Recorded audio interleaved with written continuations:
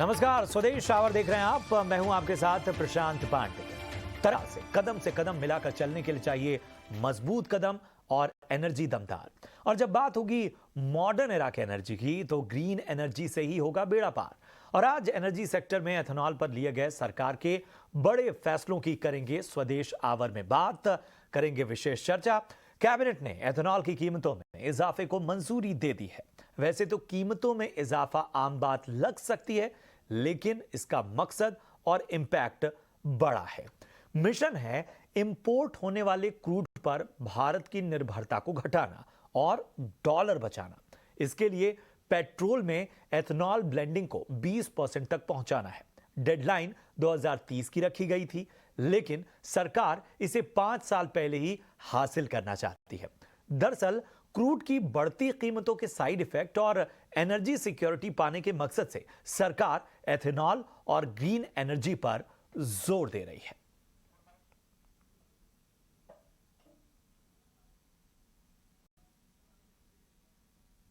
Ethanol production from C heavy molasses to B, also to include B heavy molasses, also to include sugarcane juice, plus we will go to other feedstocks.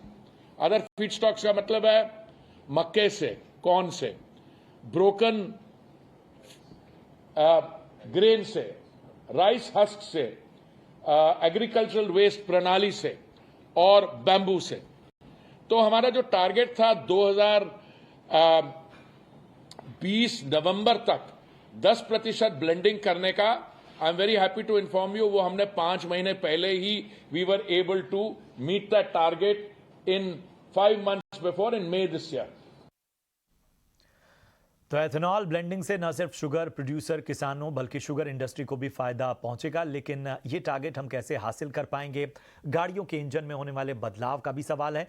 इन तमाम पहलुओं पर बात हम करेंगे, लेकिन सबसे पहले अपने सहयोगी प्रकाश प्रियदर्शी के पास चलते हैं। प्रकाश, एक बड़े कदम की ओर टारगेट का जो टाइम फ्रेम है उसे भी कम किया जा रहा है, और जाहिर सी बात है कि भारत जो क्रूड पर उसकी निर्भरता है उसके बाकी विकल्पों को जल्द से जल्द आजमाने चाहता है।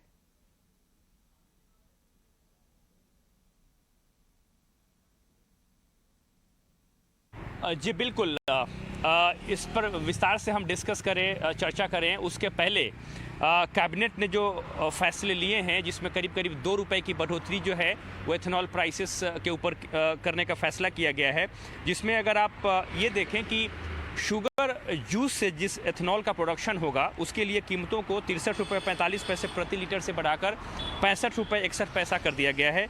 इसके अलावा सी हैवी मोलासेस से जो एथेनॉल प्रोड्यूस होगा उसके लिए कीमतों को 46 रुपये 65 पैसा से बढ़ाकर 49 रुपये 41 पैसा कर दिया गया है प्रति लीटर। बी हैवी मोलासेस से जो एथेनॉल प्रोड्यूस होगा उसके लिए कीमतों को 59 रुपये 8 पैसे से बढ़ाकर 60 रुपये 73 पैसे प्रति लीटर कर दिया गया है। तो जाहिर तौर पे इसका मकसद ये है कि जो एथेनॉल प्रोडक्शन है उसमें तेज़ी आए और सरकार जो ब्लेंडिंग का टारगेट सरकार ने रखा है, जिसका जिक्र आप भी कर रहे हैं, उसको पूरा करने में मदद मिले। और ये ज़रूरी इसलिए भी था कि एथेनॉल की कीमतों में बढ़ोतरी की जाए, क्योंकि अगर आपने अगर इस बात को ध्यान में दिया होगा कि शुगर पे जो FRP है उसको भी सरकार ने बढ़ाने का फैसला किया है। लिहाजा अब इस बात की दिक्कत आ रही थी कि अगर आपने शुगर पे FRP बढ़ा दिया है और एथेनॉल की कीमतों में बढ़ोतरी नहीं करेंगे तो जो शुगर मिल्स हैं वो एथेनॉल प्रोडक्शन के बजाय शुगर प्रोडक्शन पे ज़्यादा फोकस करेंगे, जिसकी वजह से जो एथेनॉल की उपलब्धता है, जिसकी ज़रूरत है, उसमें कमी देखने को मिल सकती है। इस बात को ध्यान में रखते हुए सरकार ने एथेनॉल की कीमतों में बढ़ोतरी करने का फैसला किया है। अब सवाल उठता है कि क्या आने वाले दिनों में एथेनॉल की प्रोक्योरमेंट में भी तेज़ी आएगी। ऑयल मार्केटिंग कंपनीज को अब बढ़े हुए दाम पे एथेनॉल का प्रोक्योरमेंट करना है, और सरकार ने जो टारगेट रखा है, जिसकी जानकारी पेट्रोलियम मंत्रालय ने भी दी है, उसके हिसाब से चालू जो शुगर सीज़न है उसमें जो एथेनॉल प्रोक्योरमेंट का टारगेट है वो 540 करोड़ लीटर है, जो कि रिकॉर्ड प्रोक्योरमेंट का टारगेट सरकार ने रखा है। और इसके पीछे का जो मकसद है वो यही है कि एथेनॉल ब्लेंडिंग, जो कि पेट्रोल में इस वक्त 10% के आंकड़े को पार कर चुका है, 2025 तक 20% के आंकड़े को छूना है, इस टारगेट को हासिल किया जा सके। साथ ही साथ सरकार की योजना ये भी है कि सिर्फ शुगर केन से ही नहीं बल्कि जो दूसरे सोर्सेस हो सकते हैं उसके ज़रिए भी इथेनॉल प्रोडक्शन में तेज़ी लाई जाए, और इसके लिए जो फूड ग्रेन्स हैं या फिर जो वेस्ट एग्रीकल्चर आइटम्स हैं उससे इथेनॉल प्रोडक्शन में तेज़ी लाई जाएगी। उसके लिए सरकार एक पॉलिसी लाने की योजना तैयार कर रही है। अगर आप मौजूदा आंकड़ों पर नज़र डालें तो शुगर केन से ज़्यादातर शुगर का ही प्रोडक्शन हो रहा है, और एथेनॉल प्रोडक्शन की अगर बात करें तो ये आंकड़ा सिर्फ 10% है। लिहाजा सरकार का टारगेट ये है कि अगले 2 सालों में ये जो 10% का आंकड़ा है इसको बढ़ाकर 15% किया जाएगा, और साथ ही साथ एग्रीकल्चर वेस्ट से भी एथेनॉल प्रोडक्शन की रणनीति बनाई जाएगी, इसके लिए पॉलिसी लाई जाएगी, और हो सकता है कि उसके लिए भी सरकार इंसेंटिव की घोषणा करे। मकसद ये है कि अगर आपको क्रूड इंपोर्ट पर निर्भरता कम करना है तो इथेनॉल ब्लेंडिंग बढ़ाना पड़ेगा, क्योंकि जो डोमेस्टिक क्रूड का प्रोडक्शन है उतना नहीं है जितनी की उम्मीद की जा रही थी। और इसी को ध्यान में रखते हुए सरकार इथेनॉल ब्लेंडिंग के टारगेट के साथ आगे बढ़ रही है। ऑयल मार्केटिंग कंपनीज को प्रोत्साहित कर रही है कि वो ज़्यादा से ज़्यादा प्रोक्योरमेंट करें, इथेनॉल के प्राइसेस को बढ़ाकर किसानों को और साथ ही साथ शुगर मिल्स को प्रोत्साहित कर रही है कि ज़्यादा से ज़्यादा इथेनॉल का प्रोडक्शन जो है वो किया जाए। बिल्कुल बिल्कुल, और यही वजह है कि लगातार एक जो हम एग्रेसिव अप्रोच देख रहे हैं सरकार की ओर से वो नजर आ रहा है। लेकिन ये जो तेजी है इसके क्या पहलू हैं, और क्या इस तेजी और जिस तरह की तैयारी है उसके साथ भारत अभी तैयार है इन सारे टारगेट्स को मैच करने के लिए? हमारे साथ इस पर चर्चा करने के लिए 2 बेहद खास मेहमान जुड़े हैं। हमारे साथ जुड़े हैं all India sugar trade association यानी आइस्टा के चेयरमैन प्रफुल्ल विटलानी साहब। प्रफुल्ल जी, बहुत बहुत स्वागत आपका ईजी नाउ स्वदेश में। और इसके साथ ही जाने माने एनर्जी एक्सपर्ट नरेंद्र तनेजा भी हमारे साथ फोन लाइन पर जुड़े हुए हैं। सबसे पहले प्रफुल्ल जी, मैं आपके पास आना चाहूँगा। एथेनॉल की कीमतों में इजाफा और दूसरी ओर जो एथेनॉल का उत्पादन है उसको बाकी विकल्पों से भी हासिल करने की जो सरकार की तैयारी है, इस पर आपका नजरिया क्या कहता है? हमारे यहाँ हिंदुस्तान में डोमेस्टिक सेल के लिए अगर मेरी शुगर फैक्ट्री है और मैंने 1 लाख टन चीनी बनाई है तो मुझे बेचने के लिए उसको 15 महीने मिलते हैं, कि वो एक रिलीज मैकेनिज्म है कि एक रिस्ट्रिक्शन रहता है कि मैं 1 महीने में चीनी कितनी बेच पाऊंगा। तो उसका जो मुझे कैश रेवेन्यू आना है क्या है कि फार्मर को तो एफआरपी मुझे 10 दिन में देनी है, पर फिनिश प्रोडक्ट का जो कैरी ऑन रहता है स्टॉक, उसके लिए हमारे को फैक्ट्री को काफी लोन्स लेनी पड़ती है। तो उसकी कॉस्ट ऑफ प्रोडक्शन वहां पे कॉस्ट ऑफ फंड फाइनेंस के हिसाब से बढ़ जाती है। पर हम लोग इथेनॉल को हाईएस्ट प्रायोरिटी देंगे अगर प्रोड्यूसर है तो, क्योंकि इथेनॉल का पैसा 10 दिन में आ जाता है, पहली बात। और इथेनॉल में कोई लिमिट नहीं है कि हम कितना बेच सकते हैं, जितना प्रोड्यूस करा हम बेच दो। और किसको देना है, अगर 10 दिन की क्रेडिट पे भी देना है तो पीएसयू गवर्नमेंट ऑफ इंडिया, पैसे की भी चिंता नहीं है उधारी देने में। और इसकी एक यही है कि मोदी साहब ने जो ये पॉलिसी लेके आए उसकी वजह से 2 साल में भी ये ऐसा आज की परिस्थिति हो गई कि 2022-23 में करीबन 45 लाख टन सुक्रोज का यूज होगा। तो प्लांट काफी कैपेसिटी बढ़ रही है, जिनके पास इथेनॉल की कैपेसिटी है वो प्लांट को एक्सपांशन भी कर रहे हैं, जिसके पास नहीं है वो नए प्लांट डाल रहे हैं। कोऑपरेटिव वाले भी अपने कानून और जो फाइनेंस के लेके उसको कर रहे हैं। इससे ये हो रहा है कि पहले एक बार ऐसे होता था कि चीनी का उत्पादन अगर जरूरत से ज्यादा हो गया तो प्राइस काफी गिर जाते थे और फार्मर को पेमेंट नहीं मिल रहा था।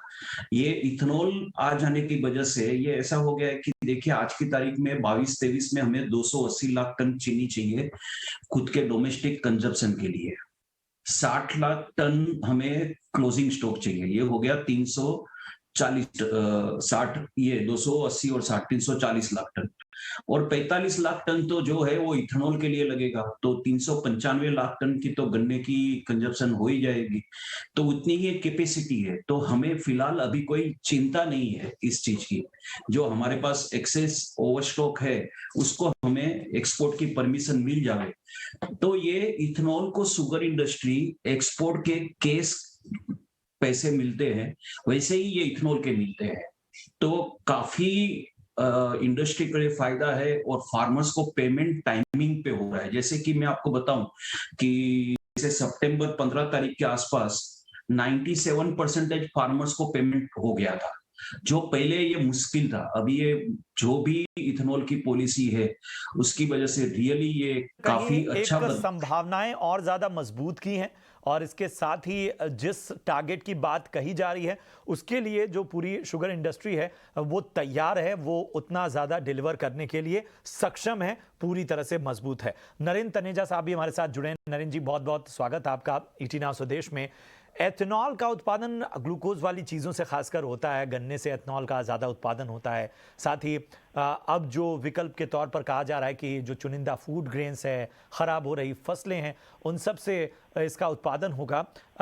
किस तरह से इसका और फ़ायदा मिलेगा? और जो आप देख रहे हैं कि फ्यूचर एनर्जी के तौर पर भारत जिस रफ्तार में है, जो उसने अपना टारगेट भी कम कर दिया है, 2030 की जगह 5 साल और इसे कम किया गया उसे अचीव करने के लिए। ये तेज़ी आपको लगती है कि भारत जो क्रूड इंपोर्ट की निर्भरता है उसमें विकल्प के तौर पर अब ये एक नई राह धीरे धीरे खुलती हुई नजर आ रही है?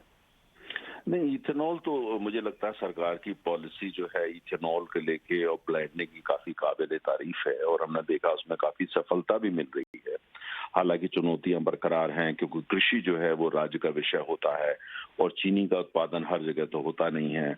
और दूसरी बात ये भी है कि जो ग्रेन से बनाने वाली बात है अभी उसमें काफी काम बाकी है। अभी तक जितनी भी इथेनॉल की सफलता है वो ज्यादातर शुगर केन से है, तो इसलिए अभी बहुत सारे प्रश्न चिन्ह हैं। लेकिन अभी तक जो सफलता मिली है और जिस हिसाब से ब्लेंडिंग का जो शेयर है वो कुल मिलाकर के उसमें लगातार बढ़ोतरी आई है और उसी से उत्साहित होकर के सरकार ने जो है जो टारगेट 2030 था उसको जो एडवांस कर दिया, 5 साल आगे लेके आ गए हैं, जो मुझे लगता है काफी अच्छी नीति है। और कुछ अन्य देश, खासतौर से ब्राजील में ये काफी सफल रही है और कुछ अन्य देशों में भी इसका प्रयोग करा गया। लेकिन अब प्रश्न सिर्फ हमारे सामने ये आता है कि इसको ये मान के चला जाता है कि जिससे कि हमारी जो आयात पर निर्भरता उस पर कम की जा सके।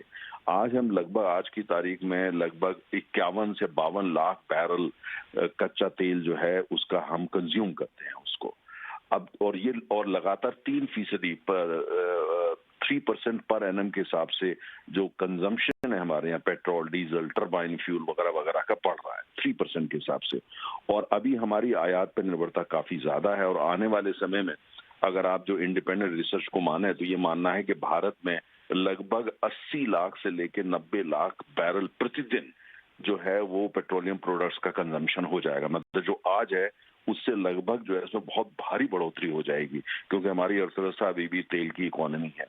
तो अब ये देखना होगा कि और साथ में हम एक कृषि प्रधान देश है, हमारे यहाँ चीनी का कंजम्पशन बहुत होता है, ग्रेन का बहुत कंजम्पशन होता है जिससे इथेनॉल बनाने वाली बात है। और दूसरी बात ये भी है कि हमारे यहाँ अभी भी सरकार जो है 80% आप देख रहे हैं कि 80 करोड़ लोगों को जो है हम लोग 3 वक्त का खाना भी दिया जा रहा है कोविड के टाइम से, आप देख रहे हैं। तो कुल मिलाकर के हमें ये भी ध्यान रखना है कि हमारी निर्भरता तेल पर कम करने के साथ साथ ये ना हो जाए कि हमको चीनी आयात करनी पड़ जाए या ग्रेन आयात करना पड़ जाए। मैं ये नहीं कह रहा कि ऐसा होगा, लेकिन ये मॉनसून बहुत सारे फैक्टर पर डिपेंड करता है।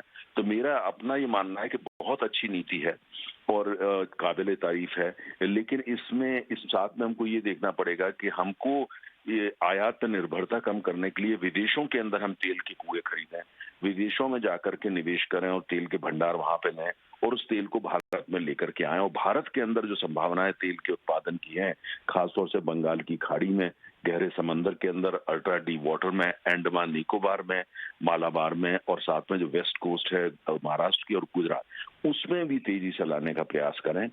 ब्लेंडिंग इथेनॉल बहुत अच्छी नीति है, लेकिन मेरा मानना है कि हमको 2 तरफा काम करना पड़ेगा और ये ध्यान रखना पड़ेगा हमारे यहाँ ग्रेन्स की कमी नहीं होनी चाहिए, चीनी की कमी नहीं होनी चाहिए।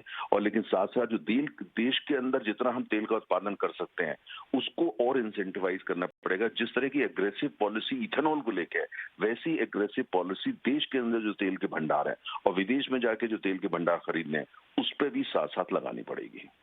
बहुत अहम बात नरेंद्र तनेजा साहब आपने कही। एक चीज़ और मैं समझना चाहता हूं, जब फ्यूचर एनर्जी की बात करते हैं, क्या भारत तैयार है इसको एडॉप्ट करने के लिए? अगर हम गाड़ियों के मूलभूत स्ट्रक्चर की बात करें, कहा यह जा रहा है कि प्रैक्टिस तो पहले से ही चल रही है और एथेनॉल मिक्स जो ऑयल है उसको लेकर जो है वो अलग अलग थ्योरी ज़रूर हैं, लेकिन क्या एग्रेसिव तरीके से भारत तैयार इसे अडॉप्ट करने के लिए, अगर हम केवल बात करें गाड़ियों में इसके इस्तेमाल की और एनर्जी सेक्टर में इस्तेमाल की?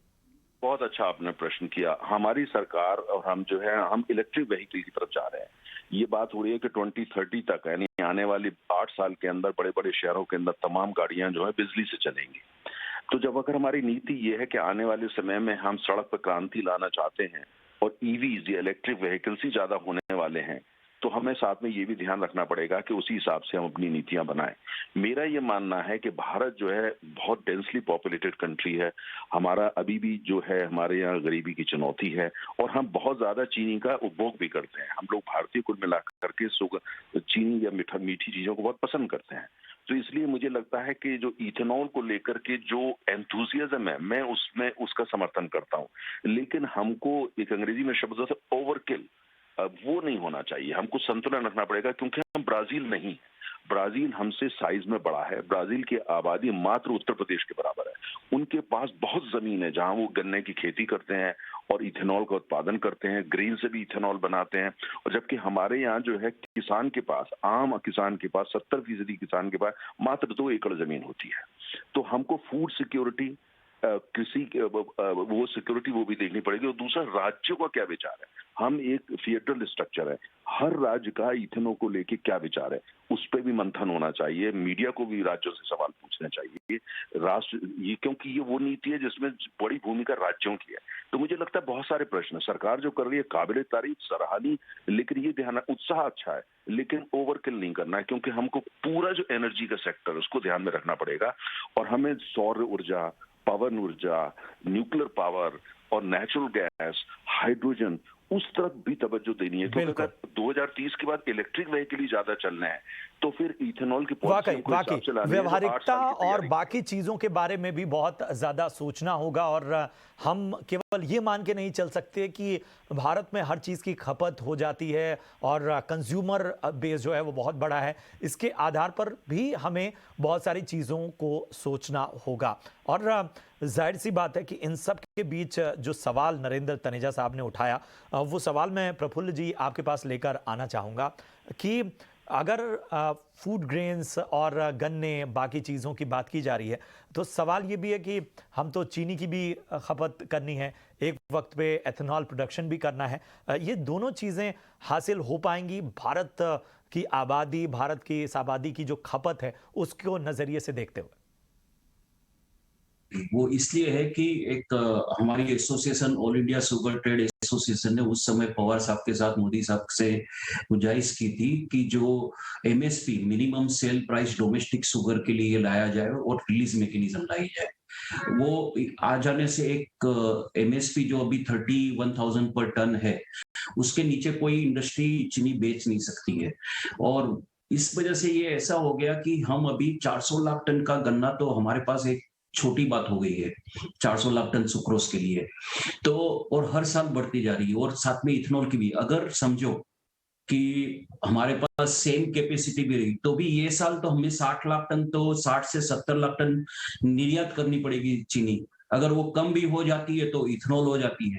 जो 20% का टारगेट है 2025 तक, वो आसानी से वो कैप्चर हो जाएगा क्योंकि गवर्नमेंट इथेनॉल के प्लांट डालने के लिए साथ में सब्सिडाइज इंटरेस्ट रेट पे भी एक ये दे रहे हैं।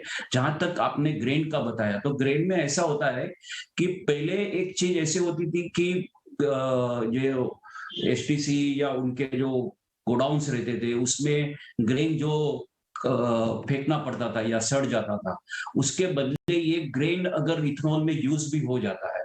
जब कितना अलाउ करना है कि जितना पहले वो सीजन के टाइम पे गरीब लोगों को देना है या जो हो जाने के बाद ये यूज करना है, तो उसका भी एक रास्ता खड़ा रहे तो वेस्टेज ना हो और अपने को ग्रीन एनर्जी भी मिल जावे।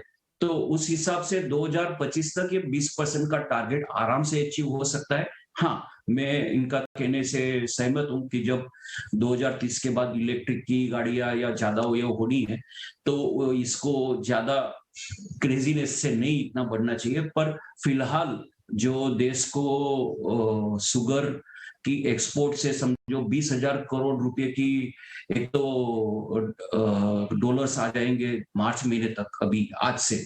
क्योंकि 60 लाख टन की एक पॉलिसी अभी हम कभी भी आने वाली है, क्योंकि इतना बात भी वही है एक्सेस है कि सरकार की सोच अच्छी है, काबिले तारीफ है, लेकिन हाँ जी। कुछ चुनौतियां आने वाले वक्त में नजर आएंगी। अभी फिलहाल ये बात कहनी होगी कि एथेनॉल ब्लेंडिंग से न सिर्फ शुगर इंडस्ट्रीज बल्कि किसानों सभी को फायदा होगा। जो विकल्प हमारे सामने रखे जा रहे हैं वो कहीं ना कहीं एक तरह का उत्साह भी बढ़ाएंगे लोगों को, चूंकि केवल एक फसल को केवल फसल के तौर पे नहीं, उसके बाकी इस्तेमाल के तौर पर भी देखा जाएगा। बहुत बहुत शुक्रिया करेंगे विटलानी सर आपका हमसे जुड़ने के लिए। इसके साथ ही नरेंद्र तनेजा सर, हमसे जुड़ने के लिए बहुत बहुत धन्यवाद और इस विषय पर तमाम अलग अलग पहलुओं से बातचीत करने के लिए। बढ़ते हैं आगे। सरकार ने घरेलू एलपीजी कंपनियों को हो रहे घाटे से राहत देने के लिए हाल ही में सब्सिडी दी थी। अब ऑयल मार्केटिंग कंपनियां भी पेट्रोल और डीजल में हो रहे घाटे के लिए सरकार से मदद की गुहार लगा रही हैं। पेट्रोलियम मंत्री हरदीप सिंह पुरी ने कहा कि ओएमसीज अभी भी दबाव में हैं। See whether we need to increase production. So it's a global situation, is very challenging, it's very fluid. But I think the point that needs to be made is that the Honorable Prime Minister, we are taking decisions domestically. International price जो भी हो, हम अपना ENP बढ़ा रहे हैं। तो गेंद अब वित्त मंत्रालय के पाले में है। पूरी डिटेल्स दे रहे हैं हमारे सहयोगी प्रकाश प्रियदर्शी। देखिए, पेट्रोल डीजल की कीमतों के कॉन्टेक्स्ट में पेट्रोलियम मंत्री ने एक काफ़ी बड़ा बयान दिया है। पेट्रोलियम मंत्री से हमने पूछा कि क्या आने वाले दिनों में ऑयल मार्केटिंग कंपनी जो हैं पेट्रोल डीजल की कीमतों में कटौती करेंगी। इस सवाल के जवाब में उन्होंने कहा कि जो ऑयल मार्केटिंग कंपनीज हैं वो अभी भी काफ़ी दबाव में हैं। कई ऐसे प्रोडक्ट्स हैं जिन पर उन्हें अंडर रिकवरी का सामना करना पड़ रहा है।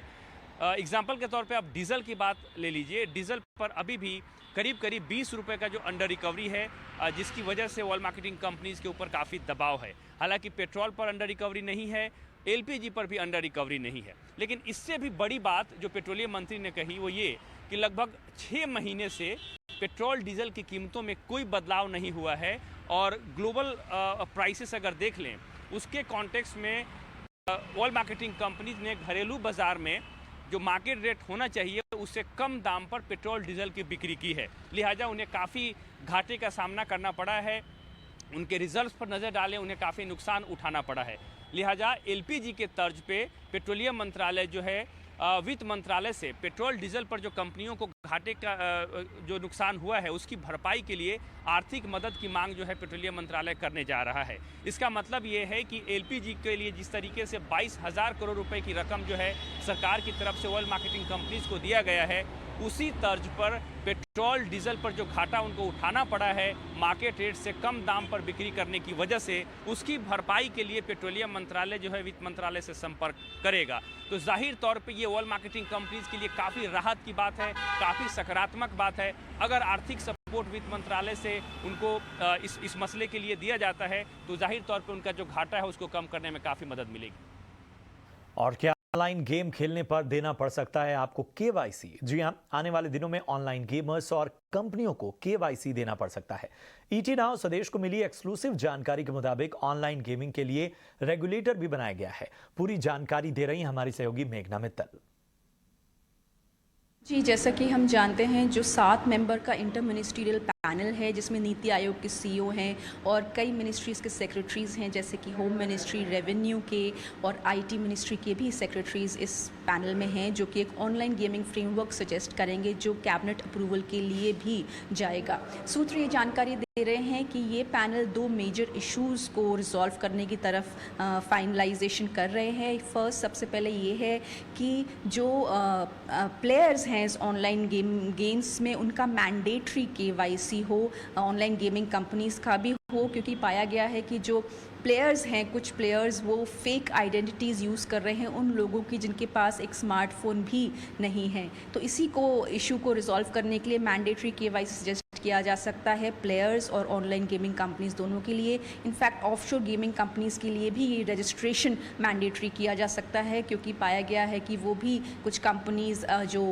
मनी है, जो विनिंग मनी है उनकी रेवेन्यू, वो डमी कंपनीज़ द्वारा विदाउट टैक्सेशन पे किए हुए बाहर भेज रहे हैं। इसके अलावा जो अनक्लेम्ड प्राइज़ मनी है उसका ट्रीटमेंट कैसे होगी, कैसे उसको रीडिस्ट्रीब्यूट किया जाए न्यू प्लेयर्स के पास, और अगर कंपनीज़ अपने पास ही मनी रख रही हैं तो कैसे उन पर पेनल्टी लागू हो, इस पर भी ये फ्रेमवर्क डिटेल में सजेशंस दे सकता है। फाइनेंस मिनिस्ट्री का पर्टिकुलरली ये मानना है, वो चाहते हैं कि ऑनलाइन गेमिंग सेक्टर पूरा रेगुलेट किया जाए, ए रेगुलेटर इस्टेब्लिश हो। तो अब ये देखना रहेगा कि जो फाइनल फ्रेमवर्क सजेस्ट होता है उसका फाइन प्रिंट क्या होता है। और इधर देश विदेश से राज्य में निवेश आकर्षित करने के मकसद से बेंगलुरु में आज से 3 दिन तक चलने वाले कर्नाटका ग्लोबल इन्वेस्टर्स मीट का आगाज हुआ। इन्वेस्टर्स मीट को पीएम नरेंद्र मोदी ने संबोधित किया। मीट के पहले दिन केंद्रीय वित्त मंत्री निर्मला सीतारमण, केंद्रीय उद्योग मंत्री पीयूष गोयल, अडानी पोर्ट्स और एसईजेड के सीईओ करण अडानी समेत राजनीति और कारोबार जगत की दिग्गज हस्तियों ने हिस्सा लिया। मुख्यमंत्री बसवराज बोम्मई ने ग्लोबल इन्वेस्टर्स मीट में आए मेहमानों का स्वागत किया और राज्य सरकार के विजन को सामने रखा। साथियों, आज जब दुनिया इंडस्ट्री 4.0 की तरफ बढ़ रही है, तो इस औद्योगिक क्रांति में भारतीय युवाओं की भूमिका और भारतीय युवाओं का टैलेंट देखकर दुनिया को आश्चर्य होता है, अजूबा लगता है, दुनिया दंग है। भारत के युवा बीते वर्षों में अपने यहां 100 से ज्यादा यूनिकॉर्न बना चुके हैं। भारत में 8 साल में 80,000 से ज्यादा स्टार्टअप्स बने हैं। आज भारत का हर सेक्टर युवा शक्ति की ताकत से आगे बढ़ रहा है। पिछले वर्ष भारत ने रिकॉर्ड एक्सपोर्ट किया है। कोविड के बाद जो हालात है, उसमें ये उपलब्धि बहुत महत्वपूर्ण हो जाती है। भारत के युवाओं की क्षमताओं का विस्तार करने के लिए हमने इंडियन एजुकेशन सिस्टम में भी अहम बदलाव किए हैं। बीते वर्षों में भारत में यूनिवर्सिटीज, टेक्नोलॉजी यूनिवर्सिटीज और मैनेजमेंट यूनिवर्सिटीज की संख्या में 50% की बढ़ोतरी हुई है।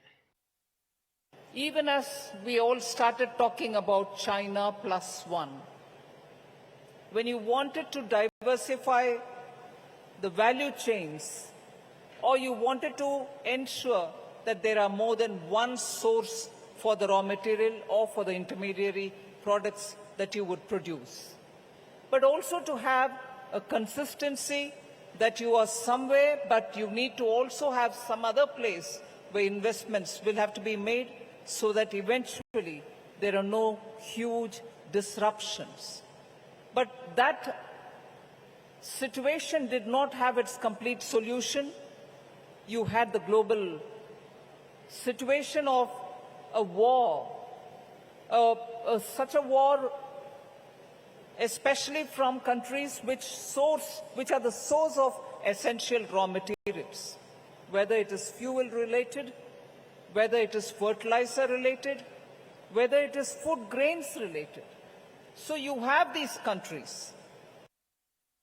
Investors and industry today to India, to the state of Karnataka, and I have no doubt in my mind that the ecosystem that's been created in Karnataka will continue to attract more and more people to Karnataka, to attract industry, big and small, to enjoy the fruits of the very progressive industrial policies, investment policies, research and development policies, innovation policies, textile policy that Karnataka has offered to the world. Just 50 years ago, when Karnataka was still called Mysore, this state was all about silk and sandalwoods and all-weather tourism, with an abundance of divinely beautiful monuments, temples and jungle trails. Today, even as it continues to pull in visitors from millions, Karnataka is also attracting the best brains in the country, tech-savvy youngsters drawn by stunning aggregation of research, innovation and development in information technology. और Karnataka global investors meet के मौके पर ET नाव स्वदेश संवाददाता अनुराग शाह ने केंद्रीय मंत्री राजीव चंद्रशेखर से खास बातचीत की। हमारे साथ खास बातचीत के लिए मौजूद है MOS IT in communication Rajeev Chandrasekhar sir. ये जो आज समिट आप देख रहे हैं, इसको जो रिस्पांस मिला है तो कर्नाटक के लिए कितना महत्वपूर्ण है और क्या लगता है कौन से जो ऐसे सेक्टर्स हैं वो काफी ज्यादा अट्रैक्ट कर रहे हैं? देखिए, ये पहला ग्लोबल इन्वेस्टर मीट है पोस्ट कोविड, और आप देख ही रहे हैं कि इंडिया का जो नरेटिव बना है दुनिया में as the fastest growing economy, as the country that has received the most investment, that is ये प्ले आउट हो रहा है स्टेट्स में भी। और आप जो देख रहे हैं आज ग्रीन हाइड्रोजन से लेकर इलेक्ट्रॉनिक सेमीकंडक्टर से लेके आयरन एंड स्टील, बहुत ही एक डाइवर्स बास्केट ऑफ इन्वेस्टमेंट्स आज यहाँ पर अनाउंस हुआ है। और मैं मानता हूँ ये एक सिग्नल भी है, कर्नाटक का सिग्नल दुनिया की ओर, कर्नाटक का सिग्नल देश को, कि जो हमारा इकोनॉमिक मोमेंटम प्रधानमंत्री जी बात करते हैं वो इंटैक्ट है और काफी आगे तेजी से बढ़ भी रहा है। सर, ये तो सर कर्नाटक की बात करें सर, आपके पास जो जिम्मेदारियां हैं जिस मंत्रालय की, तो वहां पर जो है निवेश को आकर्षित करने के लिए किस तरह की और हम नई पॉलिसीज भविष्य में आते हुए देखेंगे? नहीं, देखिए, कर्नाटक 2022 में मना रहा है 25वां anniversary, silver jubilee of technology in Karnataka. और कर्नाटका हमेशा देश में इस टेक्नोलॉजी के एरिया में एक लीडरशिप यहाँ से ही हुआ है और यहाँ से हो भी रहा है और होता रहा भी है। तो मैं मानता हूँ जो पिछले 3 साल में प्रधानमंत्री मोदी जी ने जो बहुत सारे सेक्टर्स में को ओपन किए हैं, स्पेस से लेकर इलेक्ट्रॉनिक्स, सेमीकंडक्टर से लेके AI, ब्लॉकचेन, वेब 3.0, इन सब में जो इन्वेस्टमेंट, स्टार्टअप्स, इनोवेशन कंपनियां कर्नाटक में का बड़ा बहुत ही इम्पोर्टेंट रोल होगा। तो मैं मानता हूं कि ये कर्नाटक का एक तरह से एक नेक्स्ट इन्फ्लेक्शन पॉइंट है for the growth and evolution of its tech industry and the tech economy. और चलिए बढ़ते हैं अगली खबर की ओर। ट्विटर की चिड़िया मांगे मनी। जी हां, एलन मस्क के कमान संभालते ही ट्विटर में बदलाव की बयार बही है। पुराने CEO हटाए गए, अब खुद मस्क कमान संभाल रहे हैं। मस्क ने अब यह साफ कर दिया है कि ट्विटर पर ब्लू टिक बैज के लिए पेमेंट देना होगा। एलन मस्क ने साफ कर दिया है कि ब्लू टिक अब फ्री में नहीं मिलेगा, चाहे जितनी शिकायत करें, ट्विटर पर ब्लू टिक की कीमत तो देनी होगी। अब ब्लू टिक के लिए यूजर्स को हर महीने $8 यानी करीब 600 रुपए चुकाने होंगे। इसके बदले ब्लू टिक यूजर्स को कई बेनिफिट्स भी दिए जाएंगे, उनको ऐड भी कम देखने को मिलेंगे। मैसेज साफ है कि पैसा दो और सुविधा लो। लेकिन सवाल है कि ये तो शुरुआत है, क्या दूसरी सोशल नेटवर्किंग साइट्स की तरह अब ट्विटर भी इसी तरह के नजरिए को फॉलो करेगा? सुविधाओं के लिए यूजर्स को क्या आगे भी पैसे देते रहने होंगे? इन तमाम सवालों पर चर्चा करने के लिए हमारे साथ जुड़ गए हैं जिंजर मॉन्की के फाउंडर अभिषेक अस्थाना साहब। अभिषेक, बहुत बहुत स्वागत आपका ईटी नाव स्वदेश में।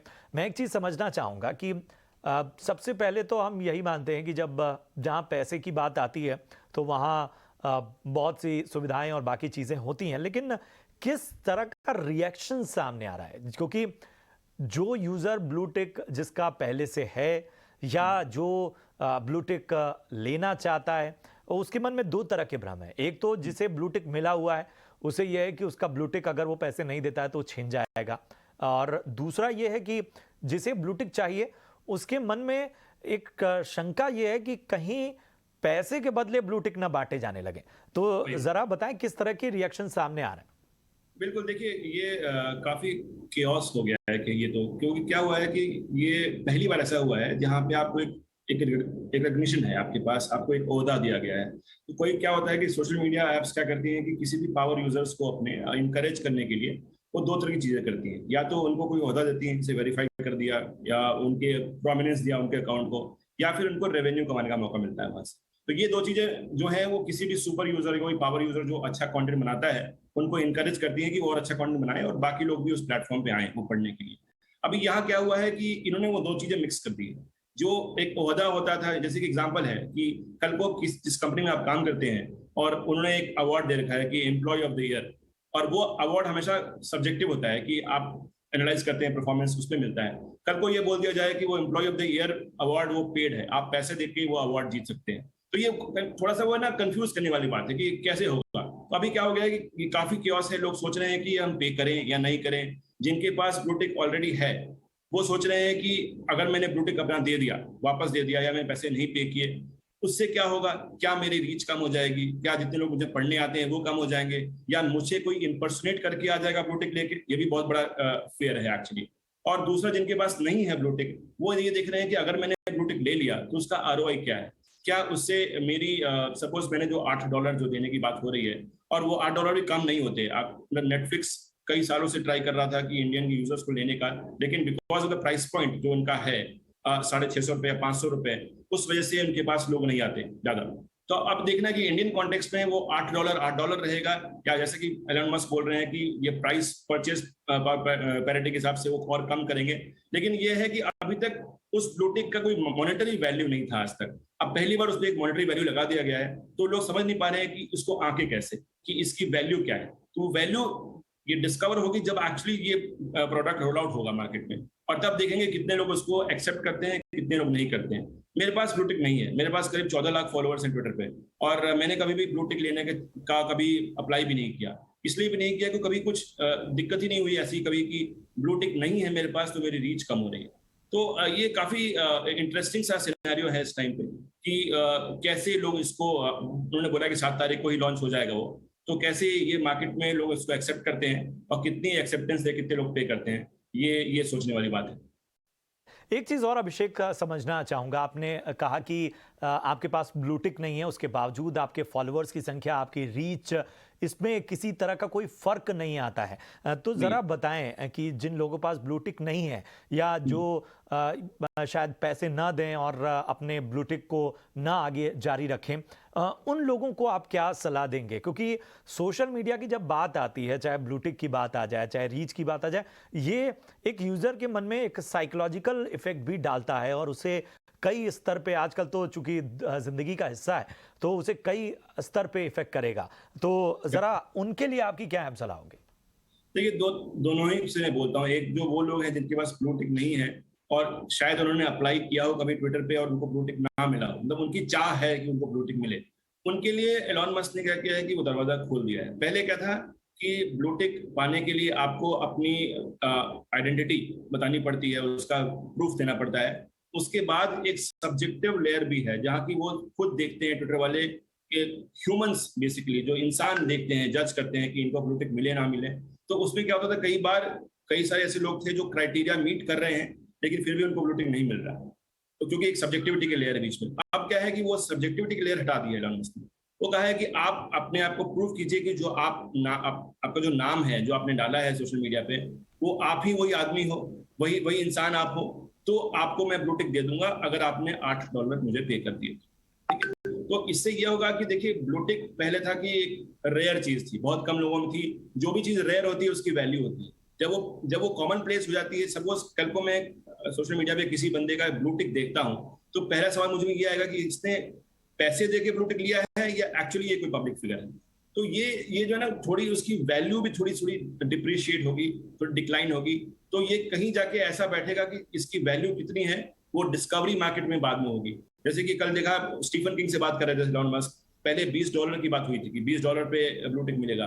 उनसे बात करते करते उन्होंने $8 पे आ गए। वो एकदम से सोचिए, इतना बड़ा ड्रॉप लिया उन्होंने, 40% पे आ गए सीधे उस प्राइस के। और ये चीज समझ में भी नहीं आ रही है कि अगर ट्विटर अपना यूजर बेस बढ़ाना चाहता है, ऑलरेडी ये ट्विटर का जो पूरा परिवार था उसे माना जाता था कि ये कुछ खास लोगों के लिए है, और यहाँ पर इंटेलेक्ट्स या एक तरह की जो टॉक्सिक ट्रोलिंग और बाकी चीज़ों को लेकर भी बात चल रही थी, वहाँ पर अगर वो कह रहे हैं कि यहाँ पर यूज़र बेस बढ़ना चाहिए, यहाँ पर एंटरटेनमेंट हो, लोग इसे फन प्लेटफॉर्म के तौर पर लें, और वहाँ पर अगर ये क्लॉज आता है तो जो पहले के यूज़र बेस हैं वो क्या इस प्लेटफॉर्म पर बने रहेंगे लंबे वक्त तक, या वो इंगेजमेंट अपनी दिखाएंगे? ये भी बड़ा सवाल है। बहुत बहुत शुक्रिया करेंगे अभिषेक आपका, बहुत ही बेहतर तरीके से आपने बताया कि ये इस वक्त किस तरह की चर्चा चल रही है और किस तरह से इसे लिया जाना चाहिए। बहुत बहुत धन्यवाद हमें समय देने के लिए। बढ़ते हैं अगली खबर की ओर। बाजार में 4 कारोबारी दिनों से जारी तेजी पर आज ब्रेक लग गया। निफ्टी 63 अंक फिसलकर 18,100 के नीचे बंद हुआ। सेंसेक्स, बैंक निफ्टी और मिड कैप इंडेक्स भी गिरकर बंद हुए। और कल आने वाले हैं एचडीएफसी के नतीजे। अनुमान के साथ जुड़ चुके हैं हमारी सहयोगी उपासना। Over to you. हम काफ़ी अच्छे नंबर्स एक्सपेक्ट कर रहे हैं एचडीएफसी लिमिटेड से अपने Q2 FY23 नंबर्स में। एनआईआई में हम एक्सपेक्ट कर रहे हैं 13% growth on Y basis. PAT में हम एक्सपेक्ट कर रहे हैं 11% ग्रोथ ऑन वाई बेसिस। और पीपीओपी की बात करें तो वो हम एक्सपेक्ट करें 5,689 करोड़ पे। AUM ग्रोथ की बात करें तो वो भी काफ़ी हेल्दी दिखाई देगी और double digit approximately 16% Y basis पे। डिसबर्समेंट्स भी काफ़ी स्ट्रॉन्ग हम एक्सपेक्ट कर रहे हैं इंडिविजुअल लोन्स में दिखाई दे सकती है। स्ट्रॉन्ग कलेक्शंस और सिग्निफिकेंट प्रोविजंस की वजह से क्रेडिट कॉस्ट काफ़ी कंट्रोल्ड रह सकता है। और मार्जिन्स की बात करें तो मार्जिन्स भी काफ़ी स्टेबल दिखाई दे सकती है सीक्वेंशली। मार्जिन्स हम एक्सपेक्ट करें 2.68% पे फ्रॉम 2.6% इन Q1 FY23। अगर की फैक्टर्स की बात करें तो कंपनी का आउटलुक ऑन डिमांड, कंपनी की commentary on asset quality trends in non individual segment और कोई भी मर्जर रिलेटेड अपडेट, ये तीनों चीज़ हम काफ़ी क्लोजली देखेंगे मैनेजमेंट कमेंट्री में। सो ऑल इन ऑल हम एक्सपेक्ट कर रहे हैं कि एचडीएफसी लिमिटेड अच्छे सेट ऑफ नंबर्स पोस्ट करेंगे। तो ये थे एचडीएफसी के नतीजों के अनुमान। और इधर महंगाई और ग्लोबल हालात को लेकर आरबीआई की मॉनेटरी पॉलिसी की कमेटी की कल बैठक होगी। इस बैठक में इन हालात से निपटने को लेकर लिखी जाने वाली चिट्ठी पर चर्चा होगी। और क्या हो सकता है इस मीटिंग का एजेंडा, बता रहे हैं हमारे सहयोगी अंकुर मिश्रा। जी हाँ, सभी निगाहें मॉनेटरी पॉलिसी कमेटी मीटिंग पर है और एक्सपेक्टेशन यही है कि कोई भी सरप्राइज नहीं होगा। हमें जो जानकारी मिली है उसके मुताबिक जो आरबीआई एक्ट सेक्शन 45ZN है उसके तहत मॉनेटरी पॉलिसी कमेटी जो लेटर भेजा जाना है गवर्नमेंट को उसका कंटेंट तय करेगा। गवर्नमेंट को लेटर इसलिए लिखना पड़ रहा है क्योंकि मॉनेटरी पॉलिसी कमेटी 3 लगातार क्वार्टर जो इन्फ्लेशन है वो रेंज में नहीं रख पाई। अब ये रेंज क्या है? एक्ट के मुताबिक जो इन्फ्लेशन का टारगेट है वो एमपीसी ने 4% पर रखा है ±2%, यानी कि 2 से 6% तक की ये रेंज हो सकती है। लेकिन अगर हम इस कैलेंडर ईयर की बात करें तो 9 लगातार महीने यानी कि 3 क्वार्टर्स जो इन्फ्लेशन है वो 6% से ऊपर रहा है। इनफैक्ट लास्ट मंथ के नंबर्स की बात करें तो 7.4% रहा है। तो इसीलिए अब मॉनेटरी पॉलिसी कमेटी को गवर्नमेंट को एक्सप्लेन करना पड़ेगा कि आखिर क्या रीजंस रहे जिसकी वजह से इन्फ्लेशन इतना ऊपर रहा। वो हवाला दे सकते हैं कि जब से यूक्रेन का वॉर चल रहा है तब से कमोडिटी प्राइसेस बढ़े हैं और इस वजह से ग्लोबली ये सिचुएशन रही है। हालांकि रिजर्व बैंक ऑफ इंडिया जो लेटर लिखेगा जो मॉनेटरी पॉलिसी कमेटी में डिस्कशन के बाद रेमेडियल मेजर्स भी सजेस्ट करेगा और गवर्नमेंट के ऊपर है कि वो जो मेजर्स वो सजेस्ट कर रहे हैं वो माने या नहीं, या फिर कोई और मेजर्स वापस एमपीसी को सजेस्ट करें। आरबीआई गवर्नर ने यह तो साफ कर दिया है कि फिलहाल वो अपनी तरफ से लेटर को पब्लिक नहीं कर रहे हैं, लेकिन आगे जाकर किसी न किसी रूप में वो लेटर पब्लिक जरूर हो जाएगा। चलिए बढ़ते हैं आगे। कर्नाटक सरकार ने स्टार्टअप्स को बढ़ावा देने के मकसद से ग्लोबल स्टार्टअप चैलेंज वेंचराइज लॉन्च किया है। इस चैलेंज के जरिए मैन्युफैक्चरिंग और सस्टेनेबिलिटी सेक्टर से जुड़ी ग्रोथ स्टेज स्टार्टअप्स को आगे बढ़ाने में मदद की जाएगी। बिल्ड फॉर द वर्ल्ड की पहल के तहत हाल ही में टाई बैंगलोर के साथ मिलकर एक इवेंट आयोजित किया गया। टॉप 10 स्टार्टअप को अपने इनोवेटिव आइडियाज को एक ग्रैंड जूरी के सामने पेश करने का मौका दिया गया। ग्रैंड जूरी इनमें से 3 इनोवेटिव आइडियाज का चुनाव करेगी। यह इवेंट कैसा रहा, चलिए आपको दिखाते हैं। Under the global initiative of Build for the World, the Karnataka government has launched the Venture Rise, a global startup challenge which has been successfully helping young entrepreneurs to bring their innovations to the global limelight. With over 1,000 applications and an intense selection process for the Global Startup Challenge, the top 10 finalists were selected for the jury round. At a recent event in Bengaluru, Karnataka, the innovators presented their pitches to the grand jury that had come together to select the top 3 finalists. BJ Arun, Chairman Thai Global; Naganand Doraswamy, Managing Partner Idea Spring Capital; Latika Pai, Country Head Venture Capital and Private Equity Partnerships Microsoft; Guru Prasad Mudlapur, Joint MD and CTO Bosch; and Sudeep Dalvi, Senior Vice President, Director and Chief Communication Officer Toyota, comprised the grand jury. The jury members not only went through the innovations in detail, but also mentored the venturists.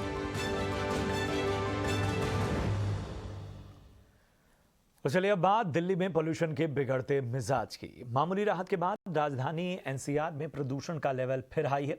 आज smog की घनी चादर छाई रही। दिल्ली में AQI 360 के पार चला गया है। दिल्ली में पोल्यूशन के बढ़ते लेवल को देखकर राजनीति भी शुरू हो गई है।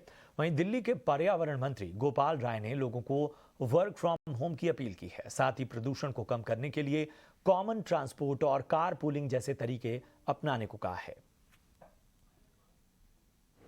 CAQM दिल्ली सरकार का ऑर्डर चलो आप नहीं मानते हो, क्योंकि दिल्ली सरकार को ही आप नहीं मानते हो, लेकिन CAQM का ऑर्डर को जो भारतीय जनता पार्टी अपने कार्यालय में नहीं फॉलो करने को तैयार है। भारतीय जनता पार्टी पटाखों का प्रदूषण बढ़े इसके लिए एड़ी चोटी लगाने को तैयार है। जो भारतीय जनता पार्टी दिल्ली के वाहनों का प्रदूषण कम करने के लिए रेड लाइट ऑन गाड़ी ऑफ कैंपेन को रुकवाने को तैयार है, वो भारतीय जनता पार्टी को दिल्ली के प्रदूषण की चिंता हो गई और अचानक पंजाब के किसानों को गाली देने लगे। हमने सुना है कि अभी चिट्ठी लिखी जा रही है कि किसानों पे FIR करो।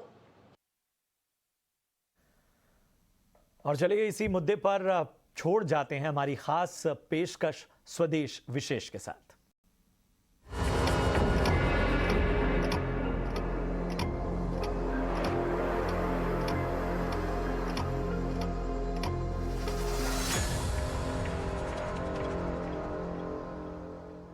मर्ज तब बढ़ता गया जब दवा की। दिल्ली NCR में पोल्यूशन के कहर के बारे में तो फिलहाल यही कहना सही होगा, हवा में फैले जहर से निजात पाने के सारे जतन अभी तक नाकाफी साबित हो रहे हैं। ऐसे में एक नया रास्ता निकालने की तैयारी की जा रही है। दिल्ली में प्रदूषण की इस गंभीरता को देखते हुए दिल्ली सरकार ने लोगों से घर से ही काम करने की अपील की है, यानी वर्क फ्रॉम होम। यही नहीं, कंपनियां भी इस माहौल में वर्क फ्रॉम होम देने पर विचार कर रही हैं, उसके लिए प्लानिंग कर रही हैं। दिल्ली सरकार में पर्यावरण मंत्री गोपाल राय ने दिल्ली वालों से वाहनों से होने वाले प्रदूषण को कम करने के लिए कार और बाइक पूल जैसे तरीकों को अपनाने की अपील की है, ताकि सड़कों पर व्हीकल का लोड कम हो और जो पोल्यूशन है वो कम निकले। लेकिन हवा में जहर कुछ ऐसा घुला हुआ है कि सामने सिस्टम की लाचारी भी नजर आ रही है। हर दिन एक नया उपाय सामने आता है, लेकिन अगले ही दिन जब हम आंकड़ों को देखते हैं, जब एयर क्वालिटी इंडेक्स को देखते हैं, तो वहां पर कुछ भी सुधार नजर नहीं आता। ऐसे में क्या बढ़ते पोल्यूशन का वर्क फ्रॉम होम एक बड़ा सोल्यूशन हो सकता है? ट्रैफिक, स्मॉग, पराली, इंडस्ट्री से निकलता धुआं, आखिर आपकी सांसों पर कौन से फैक्टर सबसे ज्यादा भारी हैं? सामान्य से 10 गुना ज्यादा प्रदूषित हो चुकी दिल्ली की हवा का शुद्धिकरण तो जरूरी है, ये सभी मानते हैं, क्योंकि मौजूदा लेवल्स एक स्वस्थ आदमी को बीमार और ज्यादा बीमार बना देने के लिए काफी हैं। कैसे दिल्ली में मिलेगी साफ हवा? जो एक्शन प्लान है उसमें सच में एक्शन है या सिर्फ ये खाना पूर्ति है?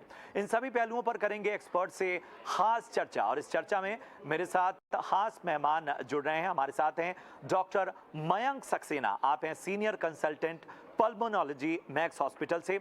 बहुत बहुत स्वागत डॉक्टर मयंक आपका। और इसके साथ ही हमारे साथ और भी खास मेहमान जुड़ रहे हैं। गुफरान बेग साहब हैं, फाउंडर प्रोजेक्ट डायरेक्टर सफर से, और इसके साथ हमारे साथ जाने माने पर्यावरणविद विमलेंदु झा भी जुड़े हुए हैं। आप सभी का बहुत बहुत स्वागत।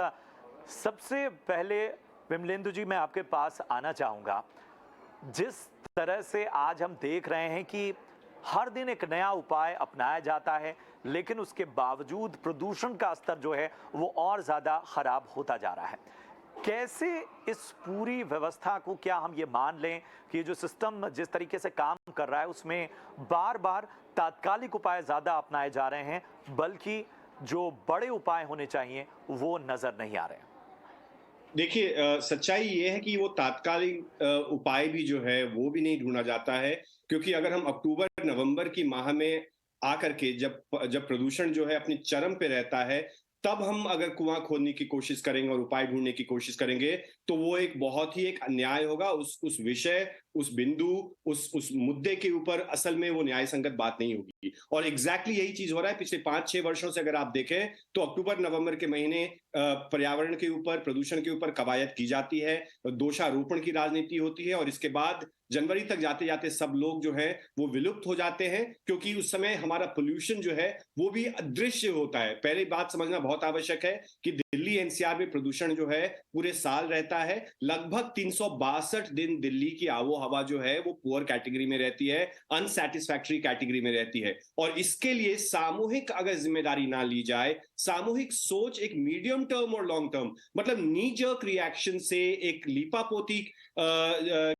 जैसी कदम उठाने से इस गंभीर समस्या, और मैं इसको गंभीर समस्या कोविड से भी ज्यादा गंभीर समस्या इसलिए कहता हूं क्योंकि हर वर्ष जो है 15 से 16 लाख लोग मरते हैं वायु प्रदूषण से भारतवर्ष में। और ये सिर्फ नॉर्थ इंडिया, सिर्फ दिल्ली की समस्या नहीं है, पूरे के पूरे नॉर्थ इंडिया की समस्या है।